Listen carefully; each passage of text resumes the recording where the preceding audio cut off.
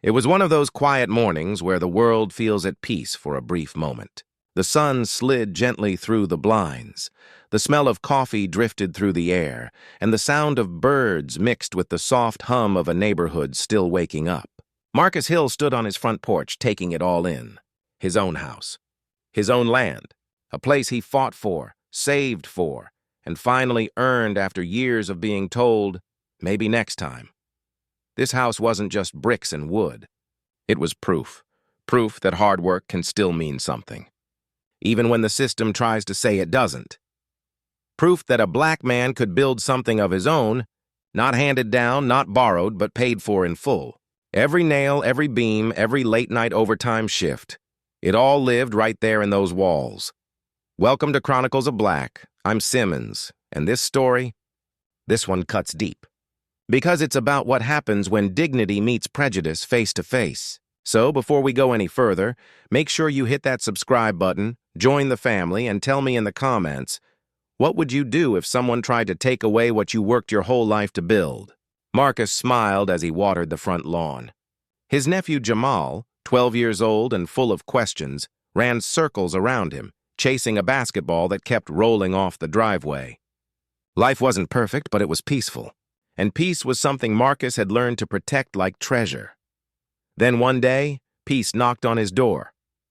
But it didn't come bearing good news. A moving truck pulled up next door that afternoon. Marcus glanced up, seeing a woman step out, mid-40s, neatly dressed, sharp face, stiff posture. Catherine Veller. She waved at him with a polite smile, but her eyes lingered too long. The kind of stare that doesn't greet you, it studies you. At first, Marcus thought nothing of it. New neighbors, new energy, no big deal. He even walked over, offered a hand, said, "Welcome to the neighborhood." She looked at his hand for a second, then shook it like it was a formality, not a greeting. "Oh, you live here?" she asked, her tone sitting halfway between curiosity and disbelief. "Yeah," Marcus said with a laugh. "Been here 5 years now." Her lips curved into something that looked like a smile, but her eyes stayed cold. "Good for you," she muttered. Days passed, and small things started to feel off. Catherine's questions turned strange. "So who owns this place?" she asked one morning while bringing her trash cans to the curb. Marcus chuckled, thinking she was making small talk. "I do," he said proudly. She just nodded, as if she didn't quite believe him. Then came the subtle things. Her glare whenever Jamal's friends came over. The way she'd slow down her car when passing his driveway. Her loud phone calls on the porch saying things like, "This neighborhood used to be so quiet before." Marcus noticed, but he'd seen this kind of thing before. He'd learned that sometimes silence protects peace better than words. So he ignored it. Until ignoring it wasn't an option anymore. It happened on a Saturday morning. Marcus was fixing a broken step on the porch when a sharp knock hit the door. He wiped his hands, walked over, and opened it. Catherine stood there holding a folded piece of paper like it was some kind of official notice. "Can I help you?" he asked calmly. "Yes," she said, her voice clipped. "I'm going to need your rent by the end of the week." Marcus blinked. "My what?" "Your rent," she repeated, her chin lifting. "You're a tenant on this property, right? I just bought this house from my cousin, and according to the paperwork, you're still listed here. I'd like to start clean, but rent is due." For a few seconds, Marcus just stared at her. His face didn't move. His mind raced. Then he laughed, not out of humor, but disbelief. "Ma'am, I think you're confused," he said. "This house is mine. I bought it. You can check the records." She smiled that same polite, poisoned smile. "Oh, I will," she said. "And you'll be hearing from me soon." She turned and walked away, leaving Marcus standing there, feeling a slow burn rising in his chest. It wasn't just the insult. It was the casual way she said it. Like she had the right, like his ownership was just a mistake that needed to be corrected. That night, Marcus sat at his kitchen table, deed in hand, staring at his name printed in black ink. He'd been through enough in life to know how fast lies can turn into problems, especially when you look like him. But even then, he couldn't imagine how far Catherine would go, because this wasn't about paperwork. It was about something older, uglier, and much harder to erase. And it was only the beginning. The next morning came heavy, quiet. The kind of quiet that tells you something's waiting just around the corner. Marcus woke early, brewed his coffee, and tried to shake off yesterday's nonsense. Maybe she really was mistaken. Maybe she'd drop it once she saw the truth. But deep down, he already knew. People like Katrin didn't drop things. They doubled down. By noon, he saw her again, standing on her porch, phone pressed to her ear, voice raised. "Yes, officer, that's the address." "He's refusing to leave my property." Marcus froze. His name wasn't mentioned, but every word hit like a bullet. 15 minutes later, 2 police cars rolled into the street. Sirens off, lights flashing. Neighbors peeked through their blinds. Jamal ran to the window, wide-eyed. "Uncle Marcus, what's going on?" Marcus felt a weight sink in his chest. "Stay inside, little man," he said softly. The knock was firm this time. He opened the door to 2 officers standing tall, one hand resting near his holster. "Sir, we got a call from a Miss Weller next door," one said. "She claims there's been a property dispute." Marcus kept his tone calm. "Dispute? This is my house. I got the deed right here." He held it out. The officer barely glanced at it before saying, "Well, she's got paperwork too. We just need to sort this out."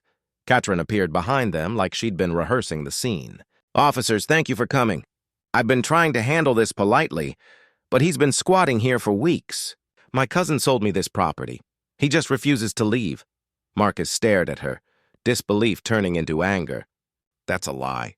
I've owned this house for 5 years. You can call the county records office right now." The taller officer shifted his weight. "Sir, calm down. We're just here to keep things civil." That word, civil, burned. Marcus wasn't yelling. He wasn't violent. But somehow he was the one who had to calm down. The one who had to prove his innocence in his own home.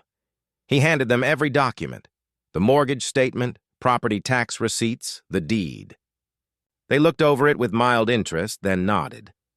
"All right, we'll check this out. Just try not to escalate, okay?" And then they left. Just like that. No apology, no explanation, no correction. Katrin stood at the edge of her lawn, arms crossed, smirking. "You'll be hearing from my lawyer," she said.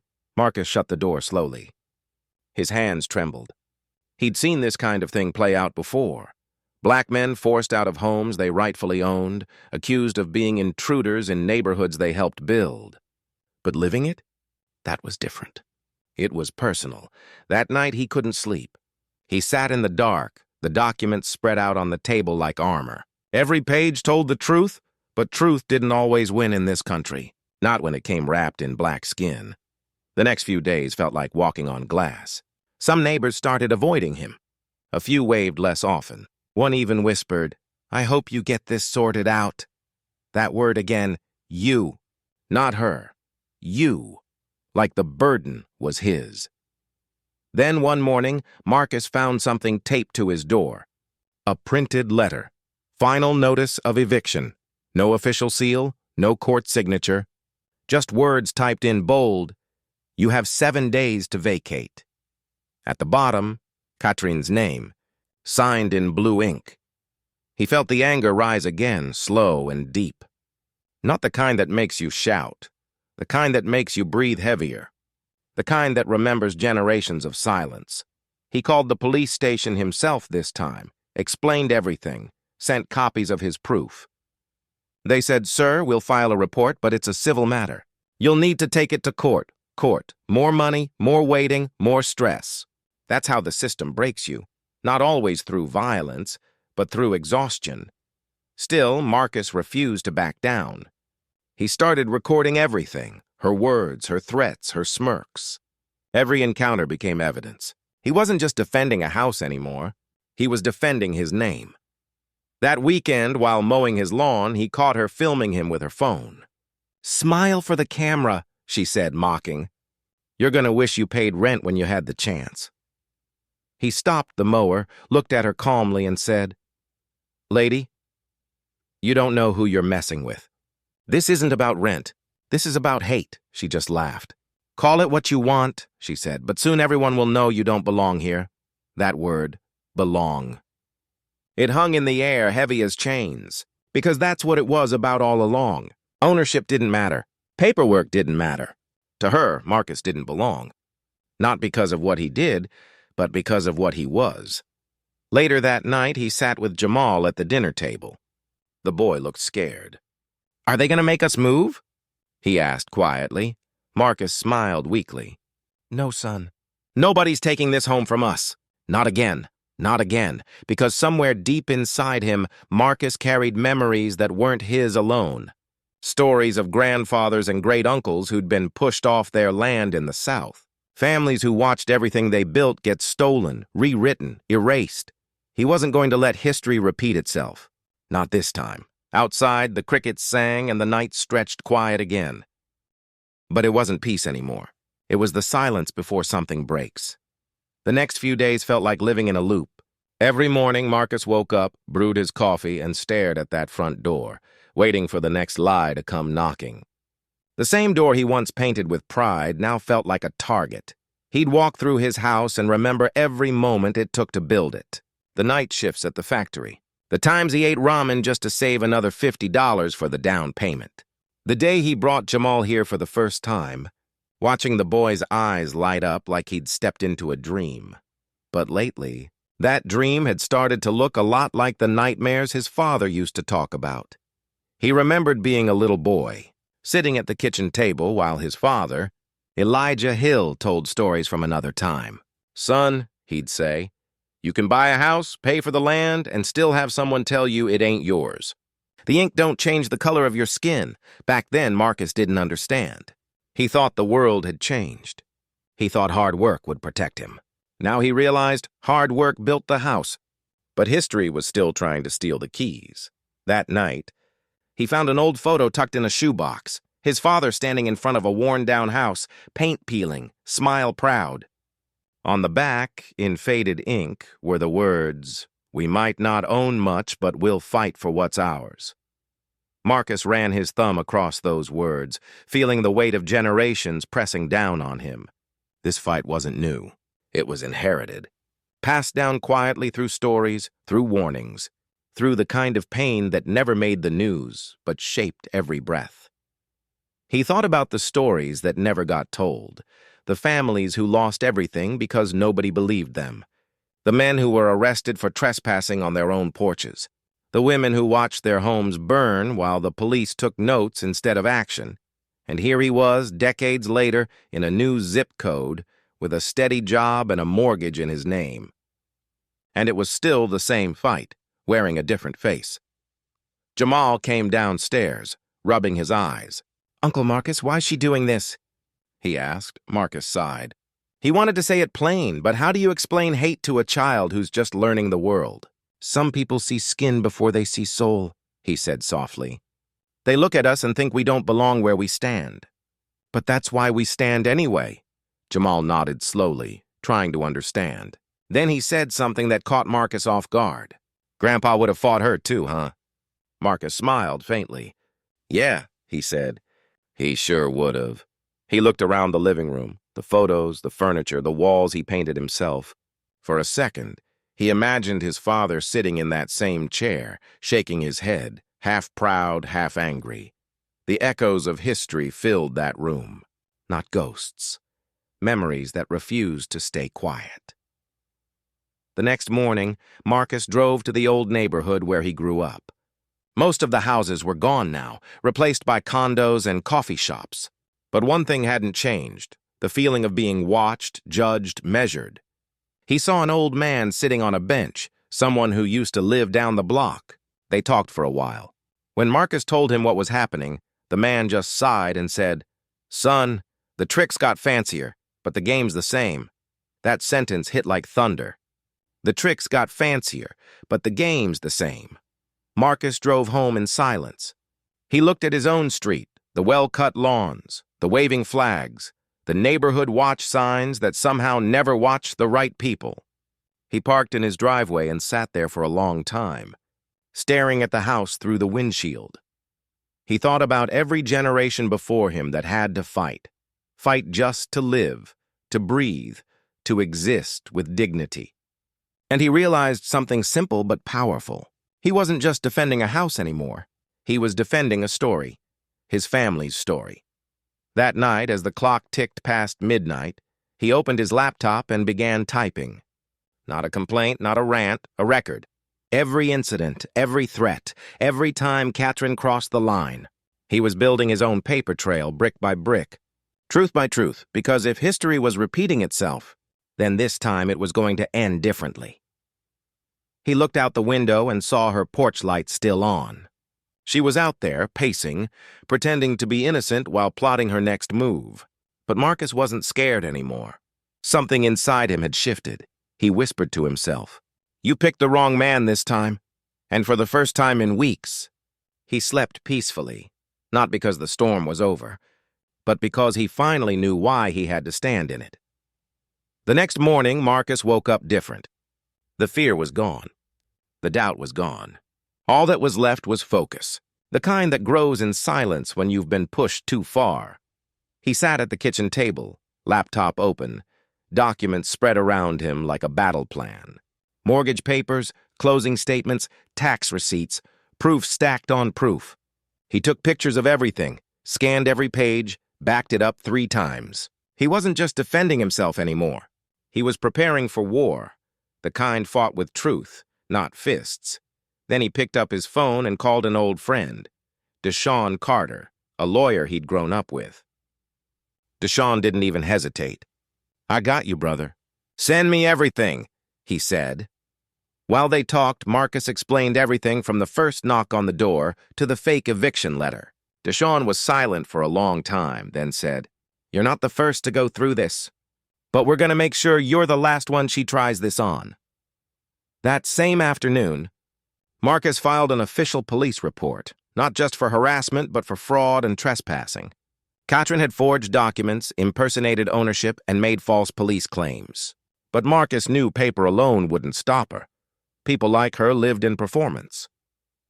So he decided to let her perform, and she did. 2 days later, she showed up again, this time with her phone recording, walking straight up his driveway. Her voice carried that sharp edge that always comes from arrogance. "This is my property," she said into the camera, "and this man refuses to pay rent or vacate. We'll be calling the authorities again." Marcus had his phone recording too. Calmly, clearly, he said, "This is my home. I own it legally. You are trespassing." He didn't shout. He didn't move an inch. He just let her words hang there, lies catching fire in real time. She laughed, waving her fake papers. "Keep lying. You'll be out soon enough," she snapped, then walked off like she'd won something. Marcus uploaded his video that night, not for sympathy, for truth. Within hours, it spread like wildfire. Comments poured in. People couldn't believe what they were seeing. Some angry, some heartbroken. Others saying, "This happened to my uncle, my dad, my friend." By morning, the video had gone viral. Local reporters showed up on his street asking questions. Katrin tried to keep up her act, but every time she opened her mouth, the world saw her for what she was, a liar desperate for control. When the news aired her full clip side by side with Marcus's, the truth was undeniable. Her evidence didn't match public property records. The home was clearly Marcus's. Even the signature on her so-called deed was forged. The internet didn't just expose her, it crushed her. The police chief called Marcus personally to apologize. "We should have verified everything before responding," he said. "You were right, Mr. Hill." Marcus didn't say much. He just replied, "I know, because apologies don't rebuild peace. They don't erase humiliation." But still, it was something. The story caught national attention. Talk shows discussed it. Activists spoke his name. "Marcus Hill," they said, "the man who stood his ground with nothing but proof and pride."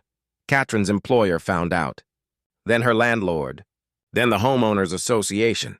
Complaints stacked up. She tried to play the victim, but the world had already seen her try to victimize someone else.